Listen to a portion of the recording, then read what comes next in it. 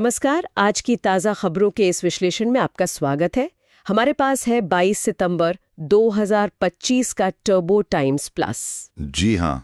पहली बड़ी खबर अमेरिका से है और इसने भारत के आईटी सेक्टर में काफ़ी हलचल मचा दी है। अच्छा, क्या हुआ है? ट्रंप प्रशासन ने H-1B वीज़ा की फीस में आप कह सकते हैं ज़बरदस्त बढ़ोतरी कर दी है। जबरदस्त बढ़ोतरी? कितनी? मतलब कोई अंदाजा? अंदाज़ा? आंकड़ा सुनेंगे तो शायद यकीन ना हो। नई फीस है $1,00,000। $1,00,000? जी हाँ, यानी भारतीय रुपयों में लगभग 83 लाख रुपए प्रति वीजा। बाप रे, 83 लाख रुपए? ये तो वाकई चौंकाने वाला कदम है ना? हालांकि एक राहत की बात इसमें ये है कि ये सिर्फ 21 सितंबर 2025 या उसके बाद जो नए आवेदन दायर होंगे उन्हीं पर लागू होगी। अच्छा, यानी जो पहले से वीजा पर हैं या जिनका लॉटरी में नाम आ चुका है हाल ही में? हाँ, उन पर फिलहाल असर नहीं पड़ेगा। लेकिन फिर भी ये फीस वृद्धि तो मतलब अपने आप में अभूतपूर्व है। और भारत सरकार ने क्या कहा इस पर? भारत सरकार की प्रतिक्रिया बहुत तीखी रही है। उन्होंने इसे एक मानवीय संकट तक कह दिया है। मानवीय संकट? इतना सख्त शब्द? जी, जाहिर है इसका सीधा असर पड़ेगा आईटी कंपनियों पर, छोटे व्यवसायों पर और उन हजारों परिवारों पर भी जिनके सदस्य अमेरिका जाने का सपना देख रहे थे। हाँ बिल्कुल। और नैस्कॉम, मतलब जो अपनी आईटी इंडस्ट्री की बॉडी है, उन्होंने भी चिंता जताई होगी। हाँ, नैस्कॉम और दूसरे व्यापारिक निकायों ने भी गहरी चिंता व्यक्त की है। ये सिर्फ पैसों का मामला नहीं लग रहा। नहीं, ये उससे कहीं ज्यादा गहरा है। मानवीय संकट शब्द का इस्तेमाल यही दिखाता है। अच्छा, क्या ये किसी बड़ी तस्वीर का हिस्सा है? मतलब भारत अमेरिका संबंधों में और भी कुछ चल रहा है? हाँ, ये सवाल तो उठता ही है। देखिए, अगर हम इसे मौजूदा भारत अमेरिका संबंधों के कॉन्टेक्स्ट में देखें तो कुछ मुद्दों पर पहले से ही तनाव है। जैसे व्यापार घाटा है, भारत का रूस से तेल खरीदना, कुछ टैरिफ्स का मसला। तो ये नई वीजा नीति, ये जो कुशल पेशेवरों की आवाजाही है, जिसे हम टैलेंट मोबिलिटी कहते हैं, उस पर एक बड़ा झटका है। तो इससे आईटी प्रोजेक्ट्स पर क्या असर पड़ेगा? जाहिर है लागत बढ़ेगी, समय सीमा भी बढ़ सकती है। और देखिए, अमेरिका में जो इनोवेशन होता है उसमें भारतीय पेशेवरों का बहुत बड़ा योगदान है, तो उस पर भी असर पड़ सकता है। हाँ, ये तो है। ये कदम कहीं ना कहीं दोनों देशों के बीच जो रणनीतिक साझेदारी की बात होती है उस पर भी सवाल खड़ा करता है। और शेयर बाजार ने कैसे रिएक्ट किया इस पर? तुरंत खबर आते ही भारतीय शेयर बाजार में जो बड़ी आईटी कंपनियां हैं, इन्फोसिस, टीसीएस, विप्रो, इनके शेयरों में आपको 2 से 5% तक की गिरावट देखने को मिली। अच्छा? हाँ, ये साफ दिखाता है कि निवेशक कितने चिंतित हैं कि भाई इससे कंपनियों के मुनाफे पर, उनके भविष्य के प्लान्स पर असर पड़ेगा। अनिश्चितता का माहौल तो बनी गया है। बिल्कुल। कुछ कंपनियों ने तो शायद अपने कर्मचारियों की अमेरिका यात्रा टालने या वापस बुलाने पर भी विचार करना शुरू कर दिया, ऐसी भी खबरें हैं। तो एक तरफ ये चिंताजनक खबर अमेरिका से, दूसरी तरफ भारत में विकास के पहिए को घुमाने की कोशिशें भी जारी हैं। प्रधानमंत्री मोदी गुजरात में थे, भावनगर में। हाँ, मैंने भी पढ़ा, कोई बड़ी घोषणाएं हुई हैं वहाँ। हाँ, काफी बड़ी। करीब 34,200 करोड़ रुपए की विकास परियोजनाओं का शिलान्यास किया गया है। 34,200 करोड़ रुपए? ये तो बहुत बड़ी रकम है। किस तरह की परियोजनाएं हैं ये? इनका जो थीम है वो है समुद्र से समृद्धि। एक रोड शो भी हुआ और खास ध्यान दिया गया है नवीकरणीय ऊर्जा पर, सोलर एनर्जी। अच्छा, सोलर एनर्जी पर फोकस। जी, इसमें 100 मेगावाट का एक नया सोलर प्रोजेक्ट है और एक सोलर इंडस्ट्री हब बनाने की भी नींव रखी गई है। ये तो काफी अहम कदम लगता है। क्यों? इसके क्या मायने हैं? देखिए, इसके कई मायने हैं। एक तो ये भारत के जो स्वच्छ ऊर्जा के लक्ष्य हैं उनकी तरफ एक बड़ा कदम है, कार्बन उत्सर्जन कम होगा। ठीक है। दूसरा, ऐसी बड़ी परियोजनाओं से स्थायी रोजगार पैदा होता है। और तीसरा, जो छोटे और मंझोले उद्योग हैं, एमएसएमईज, उनको भी बहुत बल मिलेगा। वो कैसे? अरे, वो सोलर पैनल बनाएंगे, उससे जुड़ी सेवाएं देंगे। तो ये एक तरह से ऊर्जा, पर्यावरण और आर्थिक विकास तीनों को एक साथ साधने की कोशिश है। हाँ, और इतना बड़ा निवेश जाहिर है स्थानीय अर्थव्यवस्था के लिए भी एक बड़ा बूस्ट होगा। निश्चित रूप से। अच्छा, विकास की इन बड़ी बातों के साथ साथ अब जरा उन खबरों पर आते हैं जिनका सीधा असर आम आदमी की जेब पर पड़ता है।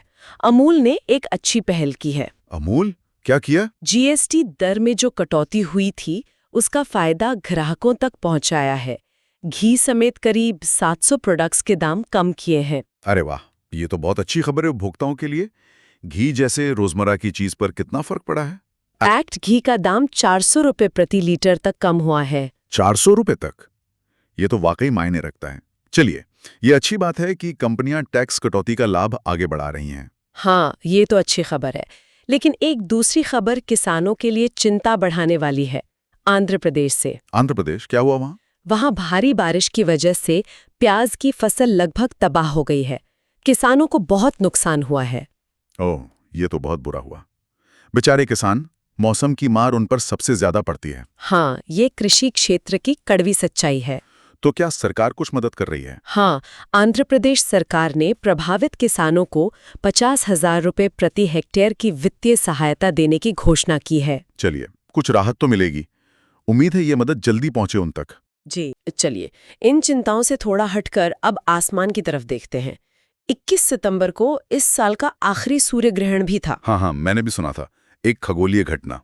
ये आंशिक सूर्य ग्रहण था, है ना? जी हाँ, आंशिक ग्रहण था, लेकिन दिलचस्प बात यह है कि ये भारत में कहीं से भी दिखाई नहीं दिया। अच्छा, तो कहाँ दिखा फिर? मुख्य रूप से दक्षिणी गोलार्ध में, ऑस्ट्रेलिया, न्यूजीलैंड, अंटार्कटिका, मेक्सिको के कुछ हिस्सों में। भारतीय समय के हिसाब से तो ये देर रात में हुआ, रात 10:30 से सुबह 3:23 तक। यहाँ एक बात ध्यान देने वाली है।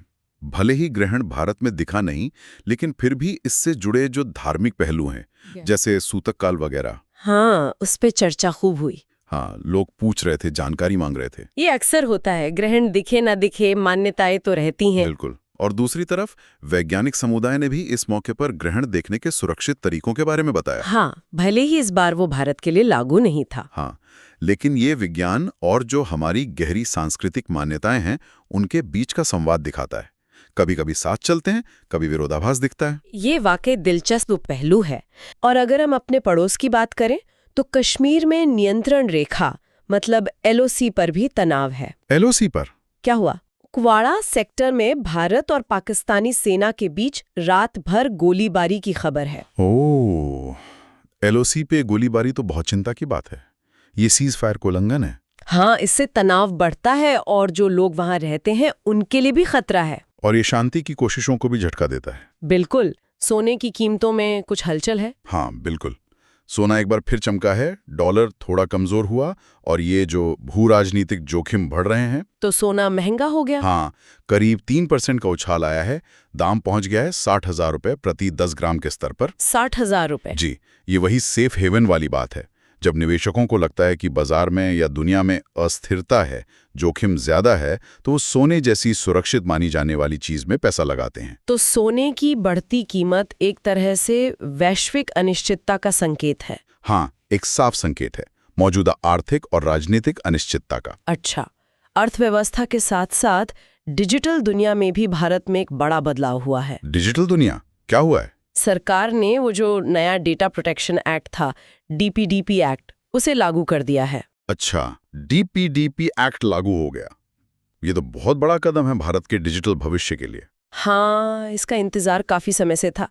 ये क्या करेगा असल में? देखिए, ये एक्ट मतलब डिजिटल व्यक्तिगत डेटा संरक्षण अधिनियम, ये तय करेगा कि नागरिकों का जो निजी डेटा है, उसे कंपनियां कैसे इकट्ठा करेंगी, कैसे इस्तेमाल करेंगी, कैसे सुरक्षित रखेंगे। तो मतलब अब हमारी इजाजत ज्यादा जरूरी होगी। बिल्कुल।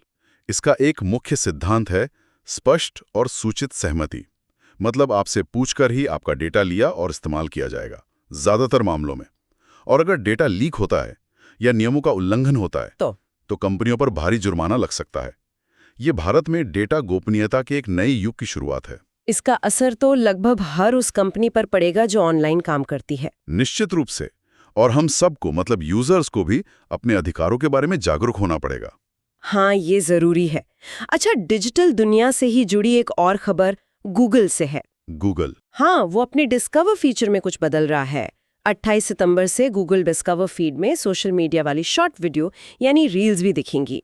अरे, गूगल डिस्कवर में रील्स? हाँ, ये दिखाता है कि गूगल जैसी बड़ी कंपनियां कैसे लगातार यूजर को जोड़े रखने के लिए, अपने प्लेटफॉर्म को ज्यादा आकर्षक बनाने के लिए नए नए प्रयोग कर रही हैं। शॉर्ट वीडियो का चलन तो बहुत बढ़ गया है। बहुत ज्यादा। तो गूगल भी उस ट्रेंड का फायदा उठाना चाहता है। लेकिन हाँ, इन कंपनियों को अब DPDP जैसे कानूनों का भी ध्यान रखना होगा। डेटा प्राइवेसी, कंटेंट मॉडरेशन, ये सब चुनौतियां बढ़ेंगी। सही है। तकनीक, यूजर एक्सपीरियंस और नियम, इनके बीच संतुलन बनाना होगा। बिल्कुल, ये लगातार चलता रहेगा। फॉर्मूला 1 रेसिंग में जो मौजूदा चैंपियन है मैक्स वर्स्टैपन, उन्होंने अजरबैजान ग्रैंड प्री की क्वालिफाइंग में पोल पोजीशन हासिल की है। अच्छा, यानी रेस में सबसे आगे से शुरुआत करेंगे? जी हाँ। और फुटबॉल में लिवरपूल ने सीजन की अपनी तीसरी जीत दर्ज कर ली है। तो खेल के मैदान पर भी एक्शन भरपूर है। बिल्कुल। इस गहरी पड़ताल में हमारे साथ जुड़ने के लिए धन्यवाद। धन्यवाद। उम्मीद है टर्बो टाइम्स प्लस की इन खबरों का ये विश्लेषण जानकारीपूर्ण रहा होगा। अगली बार फिर मिलेंगे कुछ और नई जानकारियों और विश्लेषण के साथ।